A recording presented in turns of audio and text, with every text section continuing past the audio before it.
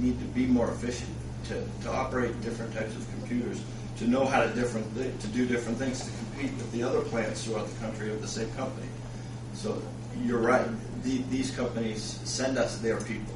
They promote their people who have come to us, who can now run these more sophisticated machines, who can now run a more efficient line, who can go through the supervision classes at Purdue and be able to guide 100 people now. And that's just the thing. They can't get lazy and say, oh, the economy is bad, so we don't have to do anything. No, they have to compete even harder.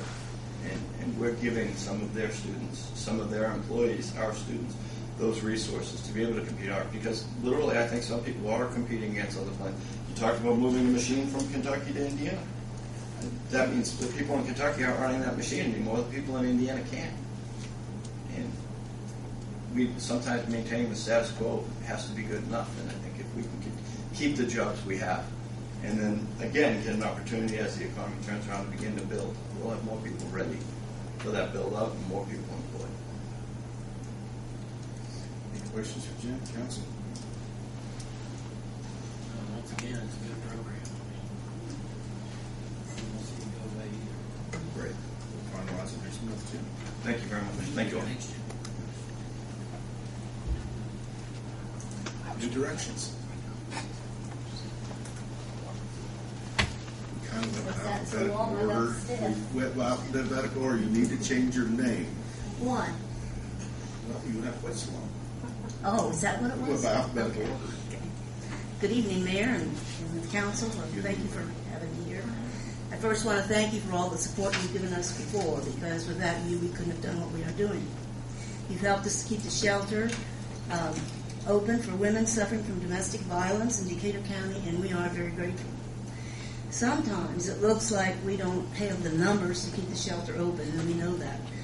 But women and children who come, they're grateful for us, and through the years, we've guided many lives in their desire for a better tomorrow. This organization began in 1992. It wasn't a shelter, it was an outreach, and it was all volunteers.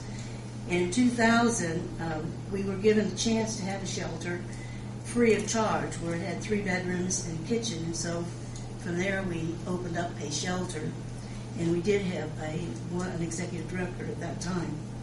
We continued to operate that way until 2005, when the building was sold, and now we have to pay rent.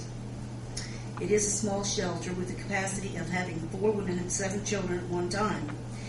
This year, one of our clients stayed for 39 days with her 6 children.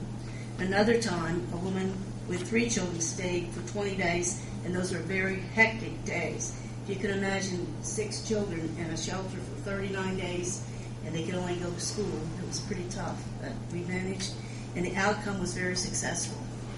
That woman is now in our transitional period and is doing well. When we have a client in shelter, there must be a staff member or volunteer 24 hours, 7 days a week. When the volunteers aren't available, then the staff must cover those hours. This doubles or triples their time, but I do have to say it really doesn't cost us money, because they usually take that through vacation, or the one staff member is paid, is an exempt employee. Although the shelter is important, there are many services just as important, if not more so. This year we made referrals to clients for homeless services, housing information, legal service Department of Children and Families, law enforcement, missing persons, victim assistance, and financial assistance. We help clients write resumes, find jobs. We transport clients and their children to work, school, grocery stores, and any other time they need to transport. Clients are also accompanied to court when necessary, are helped in finding a home when they leave the shelter. When they leave the shelter, we do not lose track of them. We have a transitional program in which our staff helps them emotionally and physically to become adjusted to their new independence. We're also the only volunteer group in Decatur County that provides comfort and assistance to rape victims. There are times when we must refer clients to other shelters. Our clients must live or work in Decatur County, and sometimes that's the case, so they have to be taken somewhere else.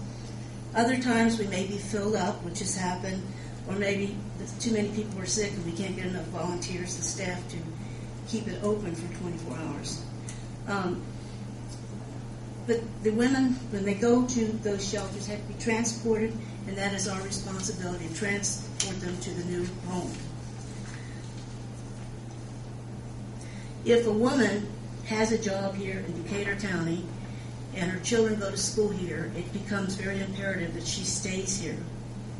Now, we had presentations to the community, 8 groups this year, including schools, churches, and other organizations.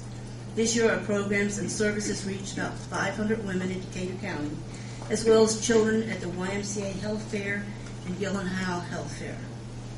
Another program that we have successfully introduced to the county is the Batterers Intervention